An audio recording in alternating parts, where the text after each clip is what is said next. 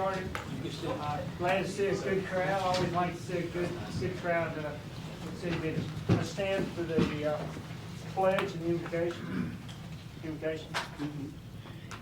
Heavenly Father, we thank you once again for a beautiful day, dear Lord.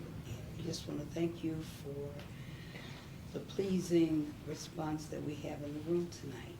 Dear Lord, lead and guide us in the way that you would have our meeting to go. May it be pleasing in your sight. In the name of Jesus Christ, our Lord, we pray. Amen. Amen. Mark? Join me in a pledge, please.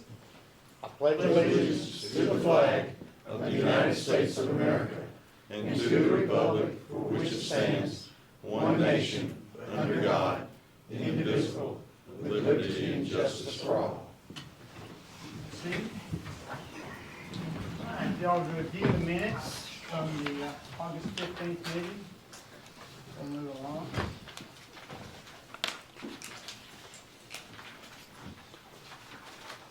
Make a motion to approve as presented. Second. A motion second to approve. All those in favor say aye. Aye. Opposed? Okay. Move on. We got a special presentation we're going to do before we get started here. John, or you, Jack, going to come up?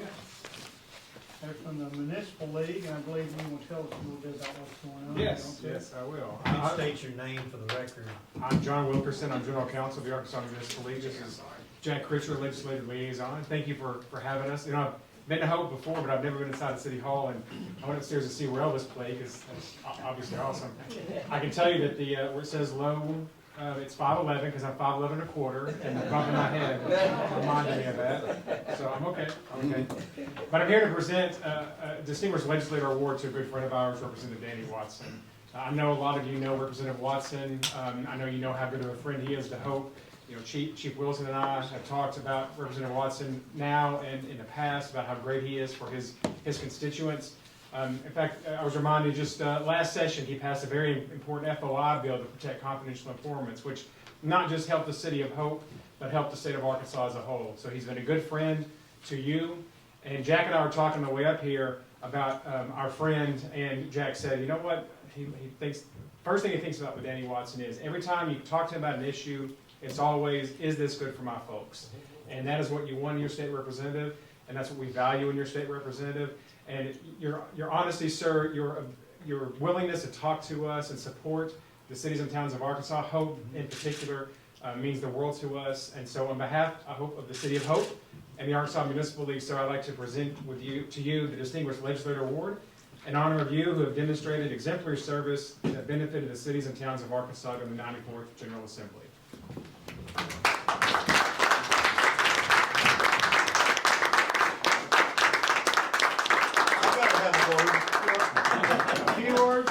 Few words. I've got to throw this right back to these guys right here.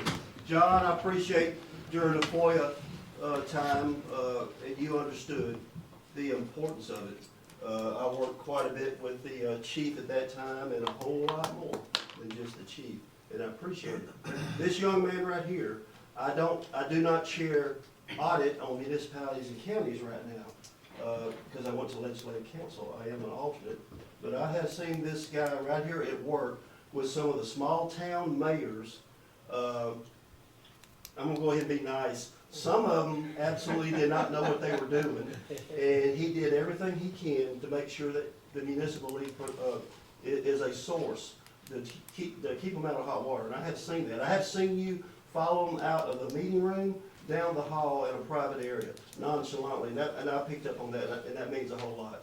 And also, he puts the touch on us, and it don't matter if it's Forest City or Texarkana or Star City, it doesn't matter. But I have seen the attention to detail, and that's what it takes, and it does not go unnoticed, and I appreciate that. Appreciate both of y'all guys. Thank you. Appreciate it. Y'all can't stay, we're going to talk about wastewater here in a minute. Talk about what now? Yeah, okay. All right, we'll move right on to item 5, which is wastewater planning.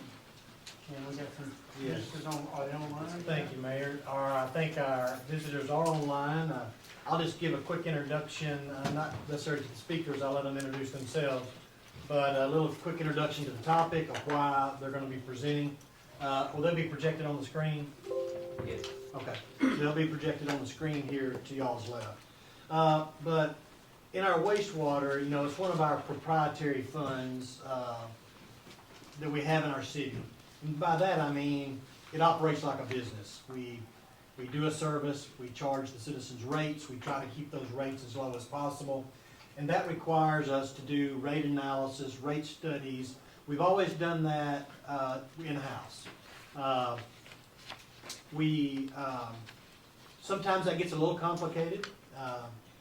Maybe sometimes it's not quite as complicated, but it led me to start looking out for tools that you could use to do a better job at anticipating rate increases down the road, and how we can smooth rate increases out over time, as opposed to having huge rate increases in the moments.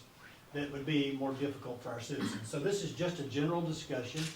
This is one tool I found that I thought was simple, and I'm gonna turn it over to Mr. Lackland Hunter. I call him Hunter. I'll let him introduce himself and get into the presentation. Thank you. Go ahead.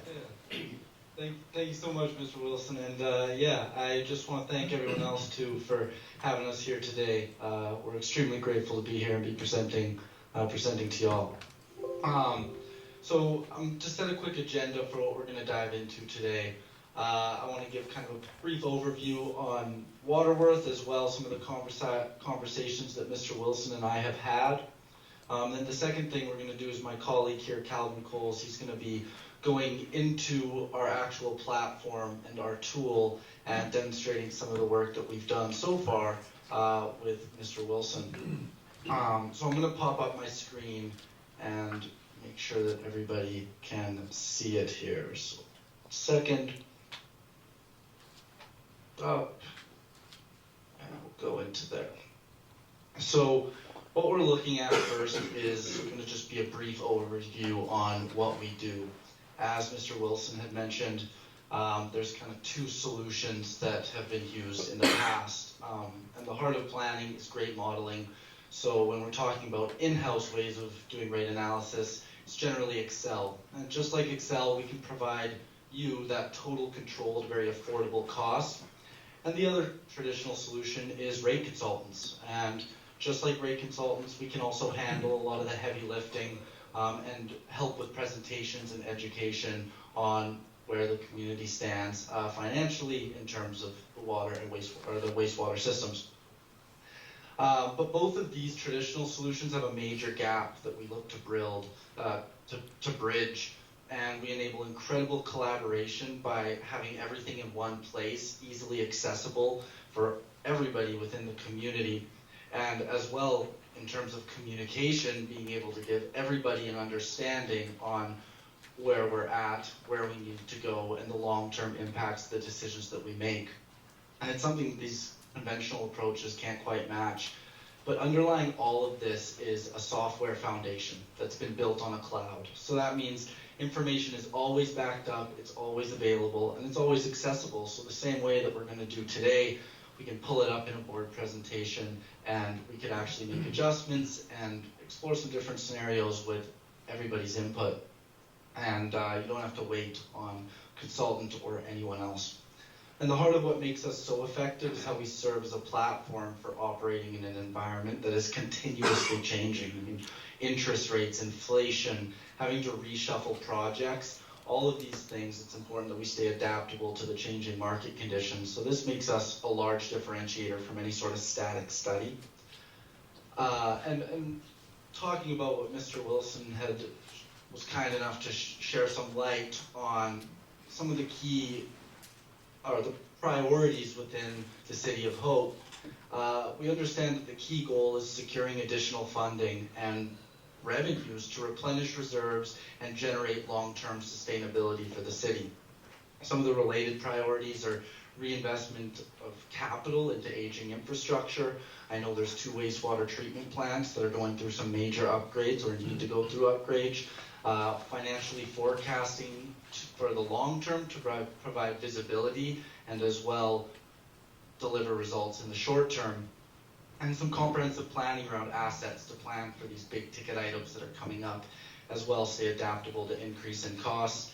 We're looking at exploring some funding scenarios. I know that $3.5 million loan has it's a big part of discussions, and then demonstrating capital needs to the residents and as well all of the city staff within the community, and of course the board members. But the big thing that we want to make sure we're doing is protecting affordability throughout all of this. And the last slide I'll share here before I turn it over to my colleague Calvin Coles is just how you'll experience us when working with Waterworth. So, of course, the software is the beating heart of everything here. And at the start, we can run everything for you. I think eventually, you know, want to run it yourselves and pull it up yourself, but we can definitely do it as much as you need the whole time, as you're pretty much going to have a model manager with our company who will support you, whether it's importing data, getting everything you need, getting you started instantly, and keeping things updated when you're too busy. And the last thing is, when you need that fractional chief strategy officer to come in and explore some different scenarios, we can definitely help do that and provide that expert advice behind the scenes, and we can help with these presentations. So now I'm going to stop sharing and I'm going to pass it over to my colleague Calvin, and he will start sharing what we've done so far. Sure. Thank you. Okay. Share the screen here. Okay. So what you'll see on the screen right now is a financial model. So it's in the tool of Waterworth. As Lachlan's pointed out, Waterworth's online platform. So it's a website that you go to where all the data is protected in the cloud, and it's very easy to use. You can imagine Waterworth being like probably the most complicated spreadsheet you can think of, with many different sheets and all these connections, but there's no way you can possibly break it. It provides excellent graphics to sort of help tell stories, and it works as a great communication tool as well. So we've got a little bit of your data in here, and if I break down this model, I'll show the layers to kind of explain how this all comes together. And we'll start with the background. So we start with operating expenses. You can see back to 2021, 2022, we've got some end-of-year actual operating expenses for the wastewater fund. And we've got these growing over time with some inflation, and you may see that inflation's high right now, and you want it to level out over time, but we can model that in any way.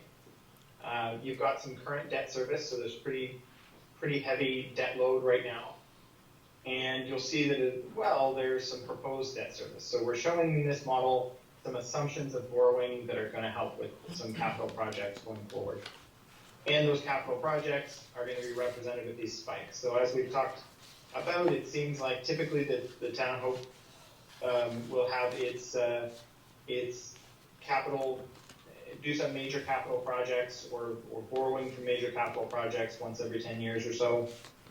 And you'll see, so whenever you need to do some borrowing for that, those will come in as revenue bars. So I'll turn on those, and you'll see that these there's a proposed borrowing here in 2024 of $3.5 million. But borrowing funds is not your only revenue. You've also got your sale of sewer service revenues here. You've got some other operating revenues and some developer contributions. Maybe there's some impact fees or tap fees. And there could be some non-operating revenue, and then you hopefully have access to some grants as well. We've got a $500,000 grant in 2024 as part of this model. And so as the background and foreground pieces here are being shown, you can see that the foreground, the revenues themselves, just need to be able to keep up with the background expenses as they are. And this is represented by a cash position. So we turn on a cash position based on the current cash, start of 2023 here. You can see that anytime you're going to see this black solid line trending downwards, it means that you're spending more money than you're bringing in that year. And any time that it's going back up, you're bringing in more money than you're spending. And there's a guideline here that we have, which is called the cash position target. And it's basically saying that it would be good, you'd feel probably in a better place if you had $1 million in the bank at any given time to be able to pay for any unforeseen expenses that come up. or help with any cash flow issues. And this black solid line here representing your cash achieves that. It takes a few years to get there, and there's some ambitious revenue increases from rates coming through to help with that. But it's saying that it would reach that cash position target in around 2030. And then there'd be some work that needs to be done to kind of maintain it over time. You can imagine that this could be one scenario. We could have another scenario very easily without rate adjustments. So if rates stayed the same, but all this spending actually happened in the way that it's modeled here, you can see that the cash position would be in a little bit of trouble pretty quickly. And so it helps illustrate, you know, rather than looking at your current budget, next year's budget, and audit, and kind of being stuck in that cycle, Waterworth aims to help communicate the need for more strategic planning in the long run, and to be able to be nimble. So it allows you to change whenever any project costs change. You can very easily come in here, make those changes to the project costs. You've got your capital plan directly built into it. You've got your operating expenses directly built into it. But as anything changes, this model quickly adapts with it.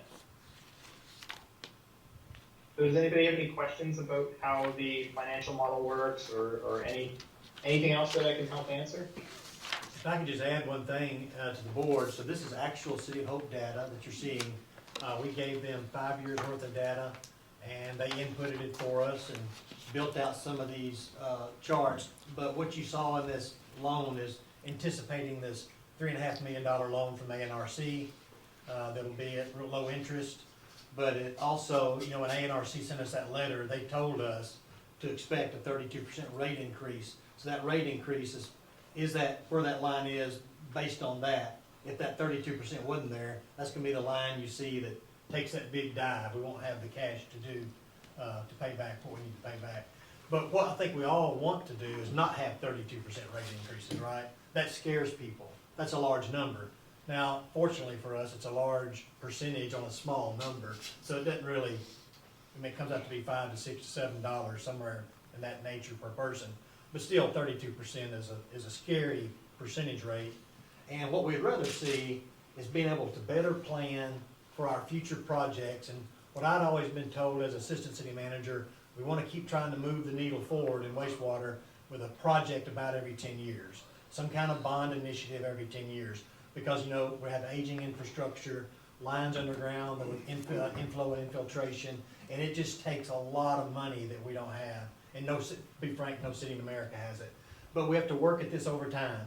If we don't work at this over time, we'll get in trouble with ADQ, we'll be going backwards, we won't be sustaining our systems, we'll fall into disarray, and there'll be a difficulty for our people. But we'd rather see these small increases as people's wages hopefully increase. And that's kind of the goal of this, is to help plan for that. And that's just what I'd like to add about this software. Yeah, thank you, Mr. Wilson. Is there any other questions? I think everybody on the board knows that this was coming. We've been talking about it. Anybody has any questions? I think it's a really good way to lay it out so we can see where we need to go and kind of where we don't need to go. Yeah. And we're sort of just scratching the surface with the abilities within the tool here. In fact, if you want to do a full cost of service analysis as per AWWA's M1 manual, we can do that directly within the tool itself. We can do things like making adjustments to your rate structure to generate these large revenue increases, but maybe not affecting all of your customer categories in the same way, or maybe not affecting people who are maybe on a certain affordability burden. So there's a lot more to it as well. This is just the purpose of this quick presentation, is kind of just get your eyes on it, I think. And hopefully we'll talk more as we look at this and other products, and maybe at some point I suspect we may come to you and say, hey, we might like to purchase a tool like this, and be up to the board to whether or not y'all would want us to use this tool. There is a cost to it, obviously. But they do more than just wastewater, it's my understanding too. They also could do, you know, sanitation. They can do others. It is a fee-based service, so And I'm correct about that, correct? Yeah. Yeah. Yes, sir. It's, yeah, I think the total cost for, if we were just to look at wastewater is it's an annual subscription, so it's once a year. The total cost is $7,800. And then I think if you add on other, like if you took on sanitation rates and tried to analyze that, there's a reduction in price as you add more facilities. Yes, sir. Yep. And once you hit 3, if you added on 3 different funds, you'd get unlimited, and you'd get to map out all the funds within the community. Okay, well. This is just one tool we're looking at right now. This is just one tool, and I wanted to bring this one to you. It's pretty unique, and it's kind of affordable in our class, and it's something that may could be helpful down the road. I just want y'all to be aware of it. Sure. Thank you, Okay. Hunter. Yeah, great program. We'll be talking. Thank you. Yeah, Good thank night. you all so much for having us. Okay, thank you. All right. See y'all. Thank you for coming down. Yeah, thanks for having us. Jane, see you. Okay, we'll move on to item 6, fireman pension millage. Yes, as you know, we have a proposed ordinance sets the 2024 fireman's pension property tax rate for the city of Hope at 1 mil for both real and personal property. This is a rate that reflects a result from the November 5, 2002 election. So in November 5, 2002, the city of Hope elected to create a 1 mil property tax for the fireman's pension, the old fireman's pension that we were administrating. By law, we have to reinitiate this ordinance every year. And if we don't, then we lose the millage until you come back around in the next year. So the way this works is, if we want to continue this, which we should, this is our firemen on the old fireman's pension plan are dependent on this. And as y'all know, LOPFI is now administrating that plan, but any cost associated with that would still come from these funds. So we'd have the money to administer any cost that LOPFI may charge us in the future over these funds. As you know, we did give them all of our investments. We gave them all of our checking account. We've closed out our last payment. We're finishing up everything they've asked us to do, just about to that point. But still, there could be adjustments that could create costs for the city. And this millage would still go into a bank account to help us meet those costs if those costs arise.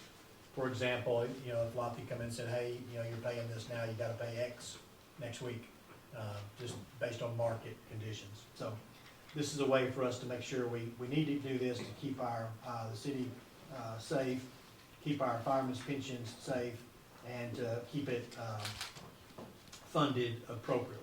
So we just asked that the board would pass this ordinance. It does have an emergency clause. We would ask you to suspend the rules and do this. Chief, I have a question. I mean, as this moves forward, there'll be a balance at the end of the year left in that fund. Should be. But as it stands now, we transferred the entire amount Had over. to, yeah. We had to transfer the entire amount, then we'll have to create a new checking account for this new millage to go into.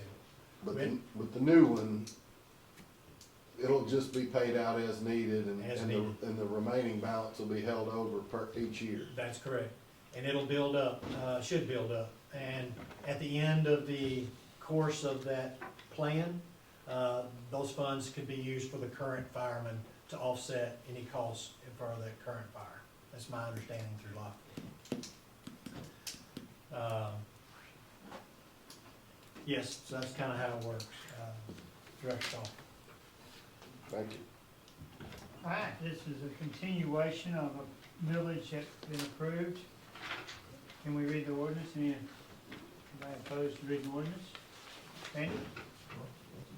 An ordinance to levy a tax of 1 mil on the assessed value of the real and personal property in the city of Hope, Arkansas for the year 2024 for the purpose of paying pensions to the retired firemen and pensions to the widows and minor children of deceased and retired firemen, and for other purposes, be it ordained by the board of directors of the city of Hope, Arkansas, Section 1, a tax of 1 mil. B, and the same is hereby levied upon all taxable property, both real and personal, within the city of Hope, Arkansas for the year 2023 to be collected in the year 2024. Section 2, all monies collected and raised by said tax will be used only for the purpose of helping pay pensions to retired firemen, to widows and minor children of deceased firemen, and to widows and minor children of deceased retired firemen, as now provided by the law. Section 3, the clerk of the city of Hope, Arkansas shall certify this levy to the clerk of Hempstead County, Arkansas, to be placed upon the books and collected at the same time in the same manner as state and county taxes are collected. Section 4, all ordinances or parts of ordinances in conflict herewith are hereby repealed, and this ordinance being necessary for the public health, safety, and general welfare of the inhabitants of the city of Hope, Arkansas, an emergency is hereby declared, and this ordinance shall be in full force and effect from and after its passage and approval dated this 5th day of September 2023. Okay, there is a emergency clause, a motion to suspend the rules. So moved. Second. Steve Montgomery, Aye. Mark Ross, Aye. Reginald Easter, Aye. Linda Clark, Aye. Trevor Coffey, Aye. Tiffany Talley, Aye. Don Still. Aye. Motion to adopt. So moved. Second. Steve Montgomery, Aye. Mark Ross, Aye. Reginald Easter, Aye. Linda Clark, Aye. Trevor Coffey, Aye. Tiffany Talley, Aye. Don Still. Aye. Motion to adopt emergency clause. So moved. Second. Steve Montgomery, Aye. Mark Ross, Aye. Reginald Easter, Aye. Linda Clark, Aye. Trevor Coffey, Aye. Tiffany Talley, Aye. Don Still. Aye. All right, thank you very much. We got one more here, item 7. Yes, Mayor, and I'd just like the citizens to know, your property taxes are not going up. This is what you're paying currently, but under the law, we have to do this every year, to keep that current rate in effect. So just to make sure everybody knows. The second one we have to do is our general millage. It's also required by law to be re-upped every year. So we have that ordinance here for you. It's 5 mills. It's what the current rate people are paying. And this would allow it to continue into 2024, which is payment for 2023. All right, read the ordinance. This is an ordinance to levy a tax of 5 mills upon the assessed value of real and personal property in the city of Hope, Arkansas for the year 2024 and for other purposes. Be it ordained by the Board of Directors of the city of Hope, Arkansas, Section 1, that tax of 5 mills be and same is hereby levied upon all taxable property, both real and personal, within the city of Hope, Arkansas for the year 2023 to be collected in 2024. Section 2, all monies collected and raised by said tax shall constitute a general fund to defray the general and ordinary expenses of the city of Hope, Arkansas. Section 3, the clerk of the city of Hope, Arkansas shall certify this levy to the clerk of Hempstead County, Arkansas, to be placed upon the books and collected at the same time in the same manner as the state and county taxes are collected. Section 4, all ordinances or parts of ordinances in conflict herewith are hereby repealed, and this ordinance being necessary for the public health, safety, and general welfare of the inhabitants of the city of Hope, Arkansas, an emergency is hereby declared, and this ordinance shall be in full force and effect from and after its passage and publication this 5th day of September 2022. Okay, it's motion to suspend the rules. So moved. Second. Steve Montgomery, Aye. Mark Ross, Aye. Reginald Easter, Aye. Linda Clark, Aye. Trevor Coffey, Aye. Tiffany Talley, Aye. Don Still. Aye. Motion to adopt the ordinance. So moved. Second. Steve Montgomery, Aye. Mark Ross, Aye. Reginald Easter, Aye. Linda Clark, Aye. Trevor Coffey, Aye. Tiffany Talley, Aye. Don Still. Aye. Motion to adopt emergency clause. So moved. All right. Second. Steve Montgomery, Aye. Mark Ross, Aye. Reginald Easter, Aye. Linda Clark, Aye. Trevor Coffey, Aye. Tiffany Talley, Aye. Don Still. Aye. Thank you very much. One more to go. All Yeah. right. Last meeting, y'all passed an ordinance 1730 that allowed for the remarriage provision as Lockheed required. Unfortunately, and I was very unhappy when I got this phone call or text. I'm sorry. I'm sorry. Did we adopt the ordinance? Yeah, the last meeting. No, Remarriage. this past ordinance. Oh, Yeah, we did all three. you know, Oh, was it? Yeah, we just did it. did we cover all of our bases? Okay. I apologize. All right, so anyway, on the remarriage provision. So y'all passed an ordinance at the last meeting, allowing for this language, an ordinance. but I was contacted by Lofty, there was an error in the language. They needed it corrected. I wasn't happy with this and not happy to bring something back to you the next week we've already done, but it is what it is, so we're asking you to, this ordinance will ask you to, we did the ordinance completely, not just an amendment, and it will do away with ordinance 1730 or any conflicting language prior to that. And this ordinance, which will be probably numbered 1731 or whatever it is, will take its full effect. And we'll get this to Lofty so we can finish our transition of this change of administration. So what was the difference? So this, yeah.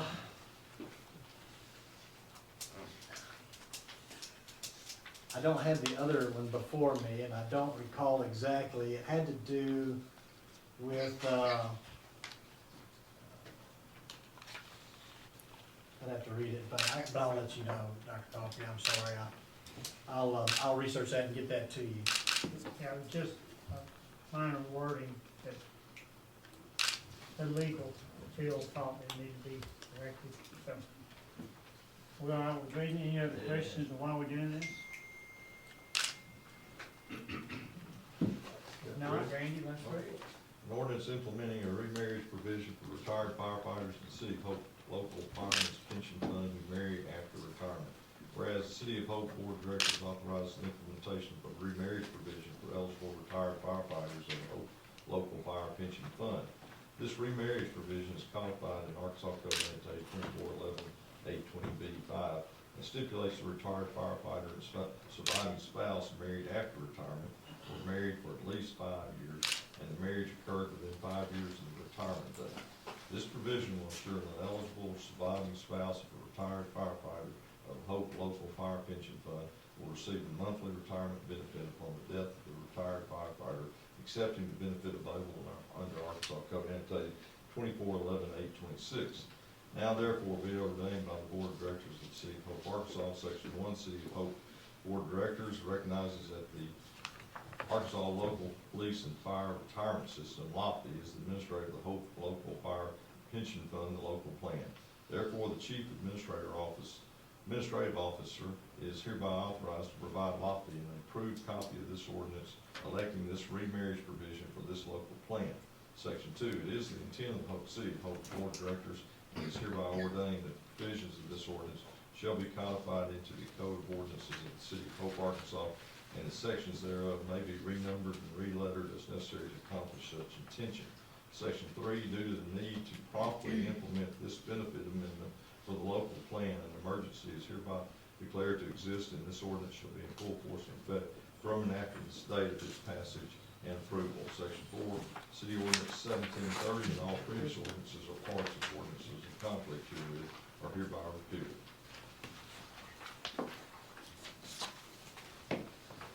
You've heard the reading, and there is a mercy on this one, so motion to suspend the rules. So moved. Second. Steve Montgomery. Mark Ross. Aye. Reginald Easter. Aye. Linda Clark. Aye. Trevor Coffey. Aye. Tiffany Talley. Aye. Don Steele. Aye. Motion to adopt the ordinance. So moved. Second. Steve Montgomery. Aye. Mark Ross. Aye. Reginald Easter. Aye. Linda Clark. Aye. Trevor Coffey. Aye. Tiffany Talley. Aye. Don Steele. Aye. Motion to adopt the mercy clause. So moved. Second. Steve Montgomery. Aye. Mark Ross. Aye. Reginald Easter. Aye. Linda Clark. Aye. Trevor Coffey. Aye. Tiffany Talley. Aye. Don Steele. Aye. Thank you very much. And I think that the reason that's a fed to us ordinance from Lofty. So there's something that generated there that Kick it back. kicked it back. If I remember right, Cindy, you may, Date. it was the 5-year, No, we had it retroactive to like 2009, which didn't cover our people. okay. And I also think they corrected this code annotated, this ACA reference. I think that was, yeah, I think that was corrected. Thank you, both of you, appreciate it. All right, we'll move on to item 9, the waive bids for patrol vehicle.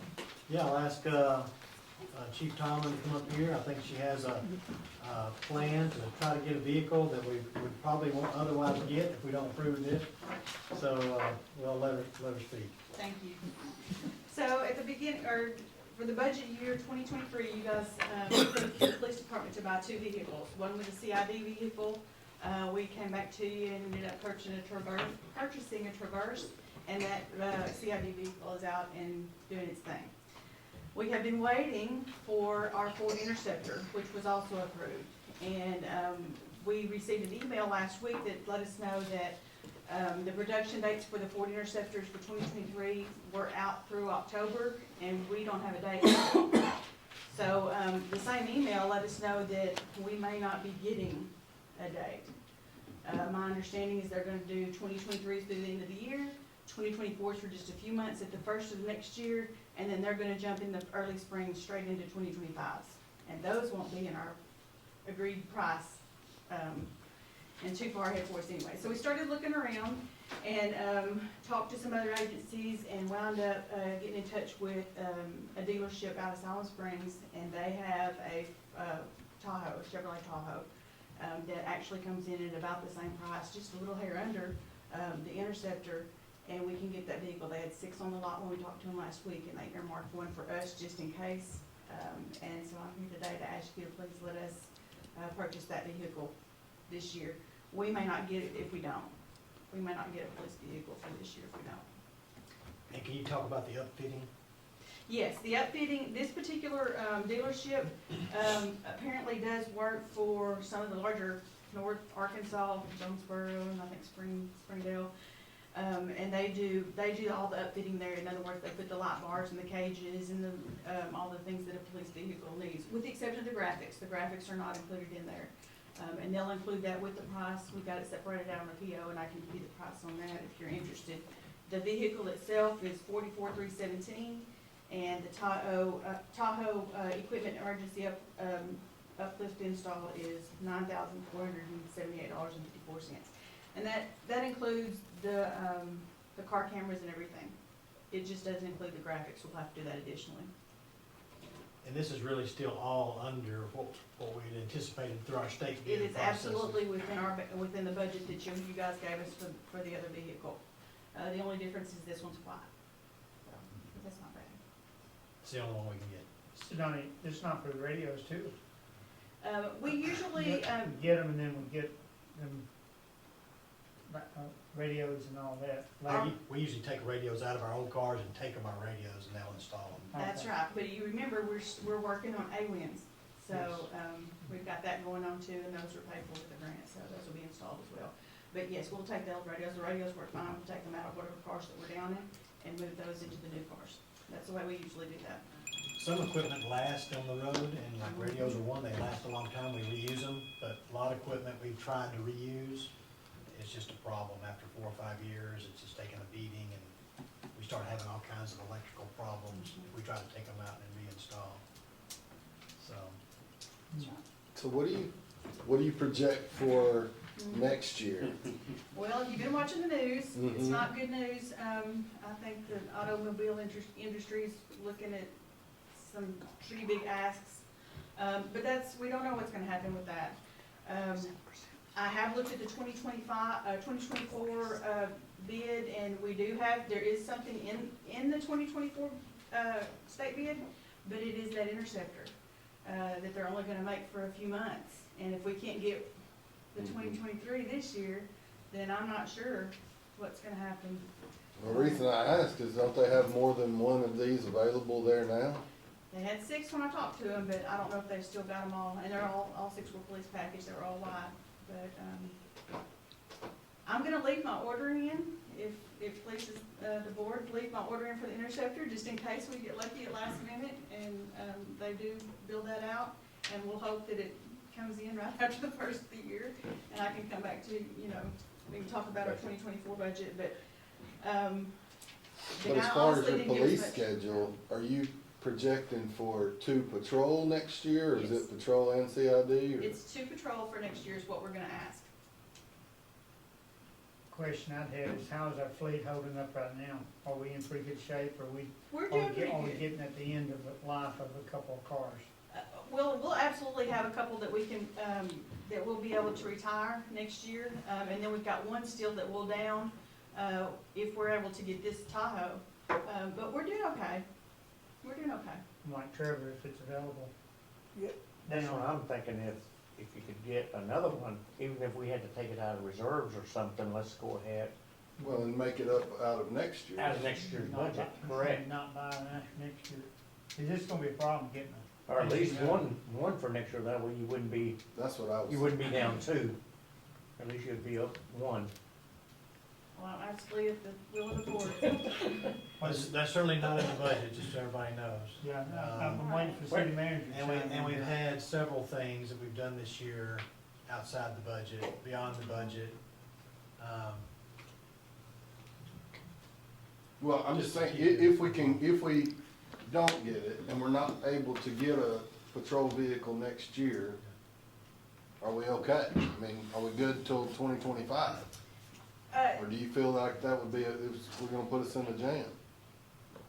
I think at this point, I might would come back to you if they're making the Tahoes again. They're not on the state bid, so I'm not sure what the Tahoes will be doing then. I might come back to you, for more Tahoes. I can't, it's so unpredictable, I just don't know. Okay. As far as our fleet goes, you know, this is gonna help, this Tahoe will help. You know, right now we're okay, but you never know what's gonna happen. Things happen that are more, when a vehicle becomes more expensive to fix than it is worth, then you just have to be done with it early, and we've done that before. We pulled vehicles from patrol and, put them in CID and just gone short. It's not fun, but it does, the thing that does is it puts a little bit of a strain on the rest of the vehicles, because you drive the other ones more often. Yeah, and my concern is also an accident. Yeah, Me that's happened as well. We hope that doesn't happen, but it's just, you can't. We have, if I remember, Chief, correct me if I'm wrong, but I think we have a total of 18 vehicles in the Oh. fleet. And out of those 18, what, 9 or 10 are patrol? 9. Nine Patrol. And that includes our SRO vehicles and And K-9, or is K-9? and K-9. Okay. So we typically, we run about 4 cars on the street at night. And then we've got 2 SROs, that's 6, and K-9 is 9, but we still have 3. If we're running up to 9, we still have 3 extra vehicles that can be used. Now, those are the aging vehicles that we push back until we're gonna trade one out when we purchase new ones. What I noticed when several years ago, when the board started allowing us to buy some really good used cars for CID, we weren't having to turn those older cars out of patrol in the CID, and they were making things last longer. We were rolling more cars into patrol. And what I noticed is it appeared to me like when we were now later in that project, as we were selling police cars, the mileages were decreasing. We're getting lower and lower mileage. So like, I think some of the last ones we put out, we only had 90-something thousand miles on them. And it's always had been a general rule, we try to get 100,000. But what I always try to tell people about patrol vehicles, 90,000 miles on a patrol vehicle, that vehicle's been running 3 times that amount, sitting there running. And we Yes. use them 24 hours a day, so our seats break down, the Yes. springs break down, And everything just breaks down. Another thing is we're full staffed, well, we're -1, and last year we were -4 people. So there were less people actually driving. We were running 3-man shifts often, as opposed to the 4 that we prefer to have, so they were actually being driven a little. And talking about the SROs, they are also patrol in the summertime, are they not, or are they? They do. They do. Yeah. And we also I do, and I hope the chief does too, that she'll have to make those decisions, but I always like 2-man units. You know, to me, a 2-man unit is a lot safer. It's just a lot better. Prevents a lot of things going wrong. Chief, what's the age of those vehicles that you're talking about that we're aging out at 90,000? Well, let's say we buy 2 vehicles a year, right? We got 19 vehicles to run through They those. usually, It'd take- we usually keep them about 5, on the average, it's 5 years, in the patrol. As some of the older vehicles, I think 2017 maybe were some of the ones that were coming out, 2018 for those SRO vehicles. Yeah, so. And they're not driven nearly as much, they don't have all the. If you had 9 patrol vehicles and both vehicles going to patrol, you'd run through them 4.5 years, right? that'd be 9. About 5 years. But when we take some out and go to CID, then that lengthens that time, so a patrol vehicle may stay 5 or 6 years. I'd say if Yeah, you I'm look at just the whole thinking in fleet- my head, the way that if we miss, we're only adding one patrol vehicle this year. Yeah, We should have had two. but we You added. know, we added the CID, we added a CID and one patrol. We're scheduled for 2 patrol next year, and we're looking at the possibility of not being able to fulfill that, Yeah. especially if we get an auto worker strike and they shut. So the chief That could would- push it would- back even more than that. What the chief will do is she'll look at those cars, and so let's say CID says, hey, we need a vehicle, patrol says, no, we need two. She'll make a final decision about what she thinks where a vehicle needs to go. If she ever thought, hey, we just can't make it, then she'd be coming to me telling me. But that just hadn't happened, it never happened in my tenure. We could always make 2 work somehow. We could always figure out a way to make it work. And when I came here, that was the rule James Pirtle, well, there was a chief after James Pirtle, but James Pirtle's rule was, and I was told about it, don't ever not get 2 vehicles a year. vehicles, that's right. So I tried to follow that, I figured he had a lot of wisdom. You know, back then, we would get them early in the year, March, April, and then it was May, June, July, and it's just over the years, I mean, here we are in September, we don't have a. Well, that- yeah, And some of our patrol So vehicles, we've already been. so if we got, normally we'd get them early. Yeah. Like last year, we didn't get them until December, so we got newer vehicles out now Yeah, from last year than we typically would have, so we. Yeah, and you put 11 and a half more months on those Yeah. vehicles that you would have That's aged right, out that's right. earlier. Yeah, and it seems to be working out pretty good, that's what I thought anyway. That was my perspective, and then Kim will get a perspective as she does this. I'm just curious, where are we sitting on our reserves amount? One reserve officer, No. Our reserve, funds, reserve funds Budget. for, or city reserves. General, yeah, well, there's not really like a city reserve, we got what we call reserves in various accounts. We might have some in sanitation, we may have some in airport, airport's good now, cause we got the payment, we got our first. Right. I'd say city general, where are we at, 1.5 maybe in CDs and I think we've got 1.7 And about- CDs. 1.5 in the That's what I checkbook, Yeah. so we're Yeah, somewhere that's what I around was talking about. 3.2. We operate on what? How much a month is flowing out, $500,000 maybe, Well, I only 400,000? move- Yeah, well, It depends. I only move it when we need the funds, but, I don't know how much I've moved this year, but nowhere close to what was budgeted. Yeah.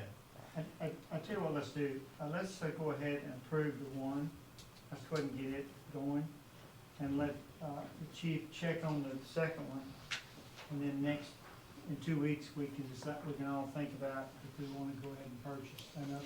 If there's one available, go ahead and put our name on another one, then we can decide if we're gonna pull the trigger, or they can pull somebody else, would that be okay with the board?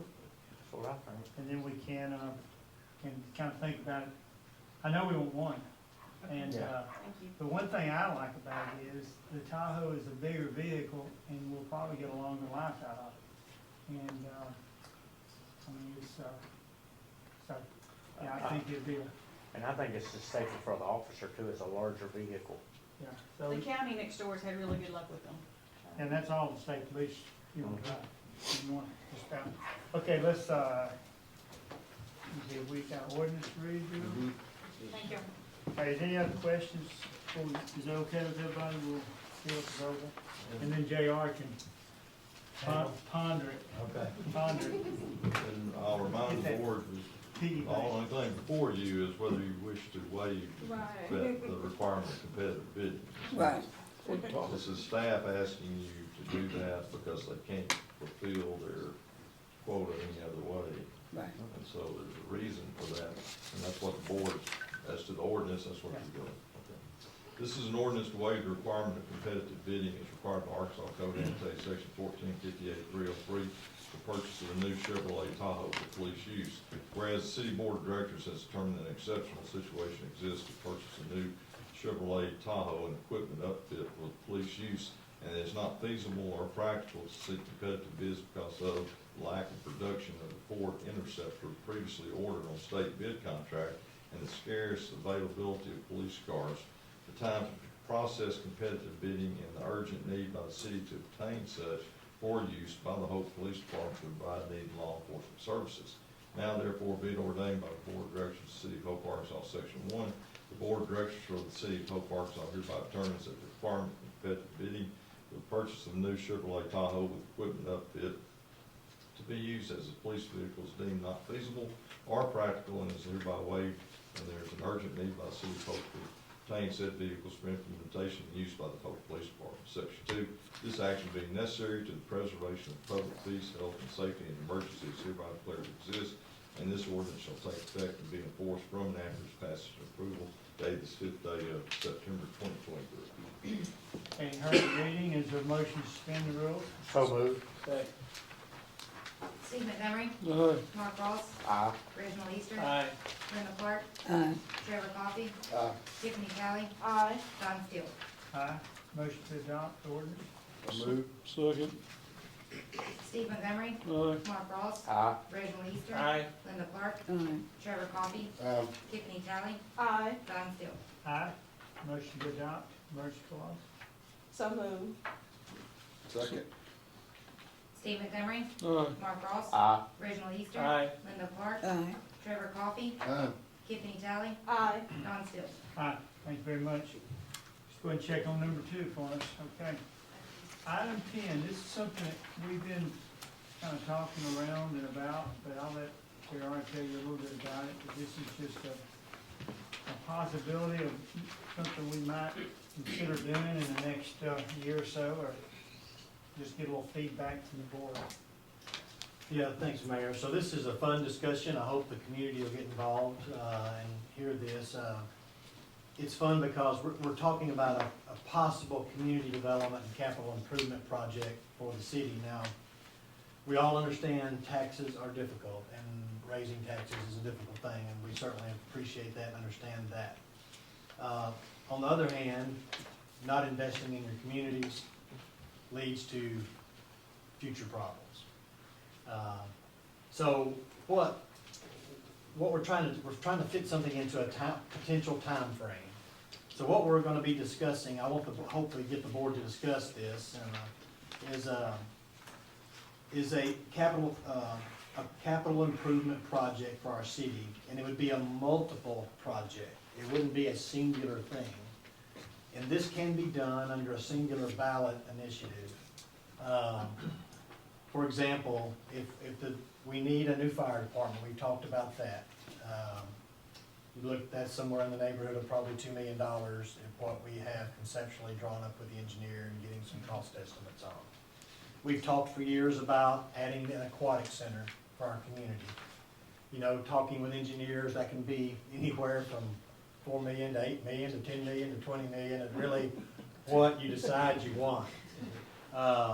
We've talked about improving our park systems, whether it's tennis, pickleball, or our soccer fields, or our softball fields, or our baseball fields, or our basketball courts.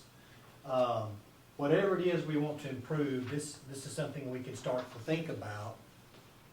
And I'll give you kind of the time. So this would obviously require sales tax for the people to pass, and the people would have to want it. We would need citizen involvement, and what I thought we could probably do is if the board wanted to, we could appoint citizen committees. Hey, maybe somebody wants to be on the aquatic center committee, start looking at what the citizens want, and bring that to the board for further discussion. Somebody may want to be on the soccer field committee, somebody may want to be on a softball field committee. Maybe the associations that are heavily involved in those kind of activities would like to be a part of developing what they would like to see for the City of Hope, what our citizens would like to see. Obviously, we all know we're pretty frugal. We want to do things on a good budget. We know we can't overdo. We don't want to burden people too much. But if we're going to do this, we need to start thinking now. Because if we want to even try to do this project, if we want to even get it off the ground in 2025, we got to start thinking now. We got to put a little money in the budget for this coming year for conceptual drawings. We have to put a little money in the budget for our bond counsel to work with our city attorney to develop ballot language that would meet the legal criteria. We'd have to present that to the county to get on the ballot, and by November 2024 is that general ballot initiative. That would be a good time to do it. We'd have to start working now to accomplish even getting on the ballot by 2024, where the citizens could then say, yes, we want to do something like this, or no, we don't want to do something like this. If the citizens say yes, then we start moving into the engineering phases, and the bidding out phases, and the final submittals of all the 100% plans, and bidding it out. And we probably wouldn't even be able to start construction probably till sometime in 2026. We know how these things go. And it may not even be through until 2027. This is the length of time that we're looking at. But we have to start now to start thinking about it.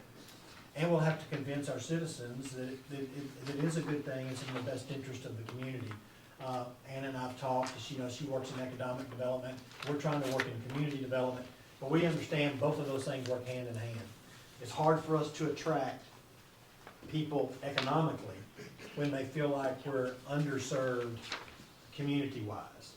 Our community is, we need homes, we need places to go, we need things to look good. I'm not saying it has to be perfect. Quality of life. Yeah, it's quality of life issues, exactly. And, one thing I learned in the county, you invest or you die. If you're not willing to invest, you will decline. Our wastewater systems will decline, our streets will decline if we don't continue doing smart investing. And that's really what I'm asking the board to really, let's start looking at this almost every time. We put some committees together, let them start meeting, and then for coming to the board with what the citizens would like to see. And if the citizens don't want something, we do away with it. If the citizens want something, maybe there's a way to get something within this plan for everybody. And that's what some of the engineers and the people that I've talked to have said, that's really what you need to try to do. Bring something for everyone that gets everybody want to go out and vote for these projects. I did include, just from, look, these are not these financials I gave you. I just said, hey, throw me some numbers together if we had to borrow $15 million to do everything we wanted to do. This is pie in the sky. Tell me what it would cost us, how many years it'd take us to pay it back. That's what some of these numbers are in the Stevens report for you. You can kind of look through. And then I had him run some numbers that I sent you in a separate email, and it should be on top of your packet now as well. If we decided to, so we looked at doing a half a cent. We looked at doing a 5/8 cent stack. And then on your email, we had him project out if we did a 3/4 cent tax, a 7/8 cent tax, or a 1 cent tax. How many years it would take to pay off, how many years we could sunset some of that. And the other thing I learned talking to some of these councils and Stevens and the engineers, we can do everything on one ballot initiative except if we retain any money for ongoing operating expenses, that has to be a second ballot.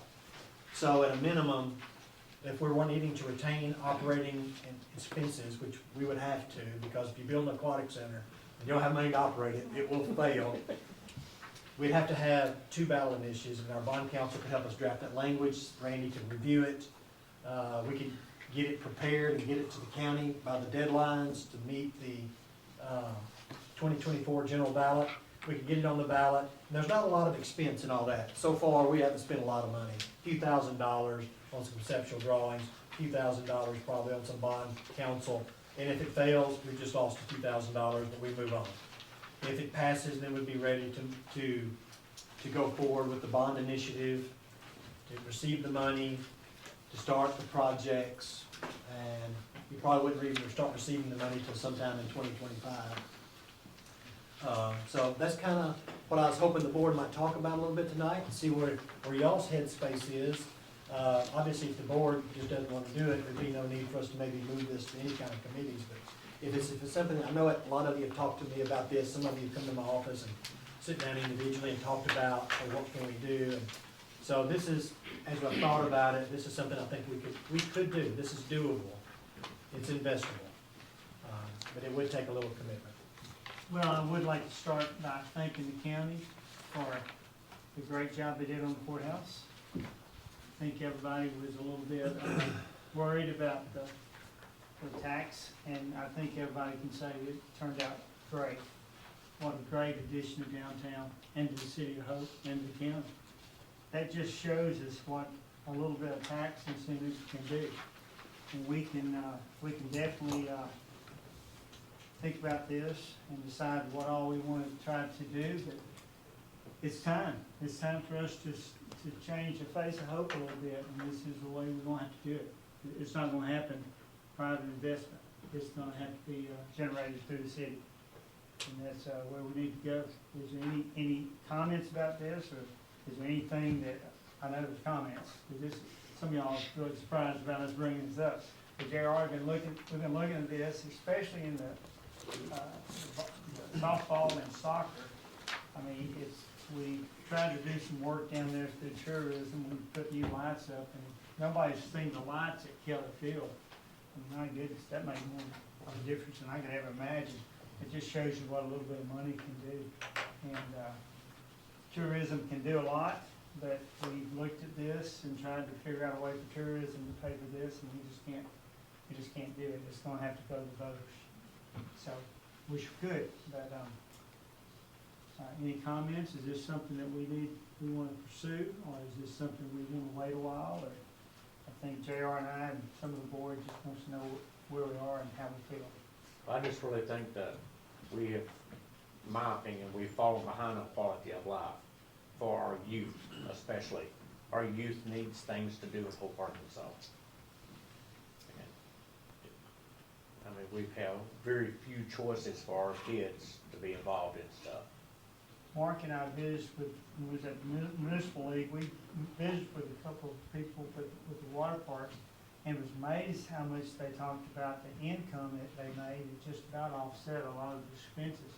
But the out of town visitors to, where was it, Clinton, or I can't remember what town it was. I know pre-COVID, Arkadelphia was averaging 26,000 people coming to their aquatic park. Yeah. And how many do we have this year for our pool? They I pretty, got those numbers. yeah. Now, I know it was up, but it wasn't anything close to that, and it's $6 or $7 a person. But they were talking about how many out of town people, or out of county people came to the parks. I mean, I'll tell you right now, if you go to Arkadelphia, you'd be surprised how many people from Hope, Arkansas is going to Arkadelphia to the water park. It would shock you. Well, unless we're trying to set a record from the list of historical sites, with our fire department, with our fire station and our community pool, then I think it's high time to, get moving on this. So maybe with y'all's blessing, maybe mayor or the board, y'all could think about who might be good to maybe lead some committees and getting the citizens involved, help us do that. And I can put together some committee names and teams. Maybe we could get some people appointed and ask citizens to come join and participate. But that leader could lead that committee and try to get citizen involvement. It'd take a little, pressure off staff, and we could just really try to listen to the citizens, what they're wanting to do. I was thinking about, one thing we talked about in Aquatic Center with the engineers was you could have some competition area, so in case the high school wanted to have a swim team. You have an area for therapy that hits the pool therapy for the seniors. You have something that's year-round, that could be enclosed, but yet you still have something that's outdoor. So when people are outdoors, they can be outdoors. It could be something that's used in a lot of venues. And also your handicaps, people like Rainbow Challenges and Exactly. places like that for your handicap Yeah. patients. So there's just a lot of things, and we talked about the kids, about adding something, night for the kids, a game room where maybe they bring their devices and they have free Wi-Fi and free screens, and they can get on and play their games or do whatever kids do at the moment, try to build something around what kids are doing in the moment. But they have a place to come at night where they can tailgate, sit on a parking lot, be safe, maybe have police there or fire there. Someone's there, and everybody feels their children are safe when they're at this place. That's another thing. A lot of cities are putting police substations in their community center or whatever you wanna call it. That way there is law enforcement present at times. All right, anyone else? Comments? If not, we can visit one ourselves, if you can call JR and talk to him about it, but, all I can say is dream big, and, we can see what we can, work out. Moving on to 11, JR. Okay, the very last thing, and I'll try to be quick. Look, the soccer field concession stand lease agreement has been, Turn back. yes, violated, I guess. Boy, it's been released, they don't want to continue doing it. What we would like to ask the board approval. When we went through this, when we went through the bid process, we had two people bid on this. The one that won the bid is no longer wanting to do that. We'd like the board's approval, if it's legal for us to do, to accept the second person on that bid. They're very engaged in the soccer. They want to do it, they wanted to do it earlier. They're the most engaged person, it's a Hispanic young man. They run the soccer program. And we had, how many Over 300. over 300 kids are now involved in our soccer program. 30 teams, 300 kids, it's a great. We would love, and it's Edmundo Rodriguez. Dominguez. We think he would be great, and he did put in the bid, he was the second place, and if it meets the legal definition. Well, as long as they forfeited their contract. Yes, they have. They've given us notice they don't want to continue. And if it's okay with the board, we'd just like the board's permission to award that contract now to Mr. Dominguez. Need a motion on that? Randy, or just- I have a, Yeah, I think it's a motion, right? I do have a question, and of course, I was absent when we did the vote last time. Stipulations of amount of times that have the concessions open. It's in the contract. It tells them they're supposed to be open every time there's a scheduled event there. That doesn't mean maybe emergencies don't come up, somebody gets sick or whatever. We have I no understand contract. that, because, and this is just from what I was told at other events, softball events, that it has not been always open, Yes, and we had a lot of people from the Watermelon Festival yes, upset. yes. We've, You know, you sit out there all day long, you playing ball, you can't get water or drinks, or that's all you can get, it's just a chip and a Coke. That is not a ball field concession standard, I wouldn't think. yeah, I think the park is rethinking this and maybe bring some new ideas to us next year. I know this has been a struggle for many years, and it may just be something we need to do ourselves. But I'm gonna let Summer and Ronald and those guys kind of bring some ideas to us hopefully next year. But no, things hadn't worked out as we had hoped. Okay. That's handled on the soccer field, right? No action needed. As long as there's no objection, I guess you first should ask if there's any objection. Okay. Anyone, any problem? Okay, JR, handle that. All right. And then we'll visit next year about the softball field. There was some, people calling me about that, so we'll work on that next year. Hey, the Taste of Hope downtown event is scheduled for October 7th, 5 to 8. Please attend. It's gonna be a great event. We can go around and get some foods, and I think everybody's gonna be down there with foods for you to eat and things to enjoy. I think they're gonna do some paint by numbers to do a mural on the side of the Pocket Park wall, so everybody can participate in that mural. There'll be a lot of neat stuff, so just remind that. Y'all know that back in on May 3rd of 2022, y'all approved us to sell the concrete bridge, it declared it surplus and we could sell it. We put it on our online twice, no bidders. We've had individuals come and tell us they wanna buy it, and I tell, every time somebody comes to me, I said, have them write me a letter, send me an email, what they'll give us, and I'll take it to the board. As soon as they get it to me, I'll take it to the board, and I never get them. I never get them. Today, I got them. The problem is, it's a city employee, but I think so Dorsey Askew called me today and said, JR, I'd like to buy that concrete bridge. I said, Dorsey, send me an email. And he did. He says, I, Dorsey Askew, would like to purchase the bridge located in Hope Fair Park for $1,000, and my plans are to have the bridge removed by September 30th, 2023. Wow. I He make has a a motion to truck. approve. He has a truck in place, and they're supposed to start, and I would just ask the board's permission to approve that and let us move on. I think you have a motion already on the floor. Second. All those in favor of getting rid of that bridge? Aye. Aye. Can you do it tonight? Give it to That's it. We'll go ahead and load it up. But, hey, is the Sixth Street guy still on Oh, I vacation? tell you what, I knew it'd come